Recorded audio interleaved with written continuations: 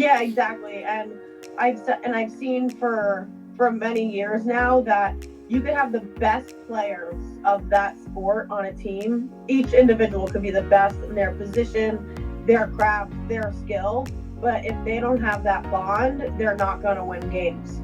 Right? Like, so if everyone together is understanding, like, hey, we're in this just as one team, like you said, we're never going to leave anyone behind, you're going to end up winning championships. Because if you're not a family and if you don't love each other, it's not going to work. And that's such a great life lesson as well, because out of sports, what's the next level? When you get a job, when you're doing anything in real life, you need a team, like a relationship, family, you need a team. So that's really important.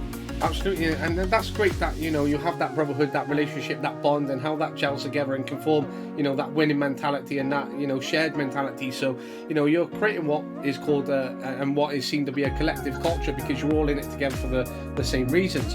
And whilst doing that, we have players that come and go in different personalities, and they have their different wants and aspirations.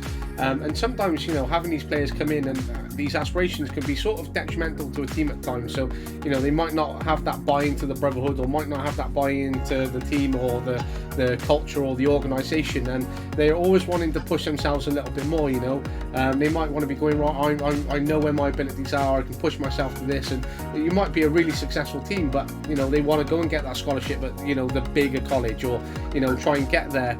And whilst sometimes that's hard to deal with and sort of manage as well as maintain, whilst we do have players like that, how do you manage them, and how do you stop it becoming too detrimental to the team and the culture? Yes, that's something that's really hard to do, especially if as a coach you're not building those personal relationships. But as a coach, you need to be like a psychologist, I guess, and you have to understand what motivates each player and what their home life is like, where they're coming from, where they're coming to school every day from. And I like to tell the kids it's their team just as much as it is mine. And I give the kids a lot of time to share their thoughts, their opinions, just like the coaches do. Like after coaches speak, I'll let one of the captains and the leaders take the floor. And there's something that I also like. I always do like a team MVP. So our mascot is a tiger. So I have this like nice tiger chain that we pass around, and the kids give it to each other.